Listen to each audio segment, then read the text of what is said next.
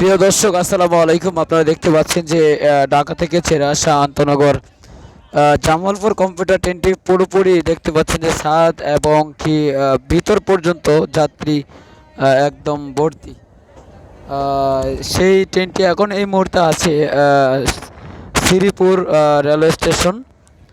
এখান থেকে ট্রেনটি কিছুক্ষণ পূর্বে আবার ঢাকার উদ্দেশ্যে আরেকটি ট্রেন যাচ্ছে। আমরা যে ট্রেনে দাঁড়িয়ে আছি সেটা হলো জামালপুর কম্পিউটার দেওয়ানগঞ্জ। আর এটা বাম পাশে যেটা দাঁড়িয়ে আছে সেটা হলো জামালপুর কম্পিউটার দেওয়ানগঞ্জের উদ্দেশ্যে যাচ্ছে। আমাদের সাথে থাকবেন, আমাদের চ্যানেলটি সাবস্ক্রাইব করে পাশে থাকবেন।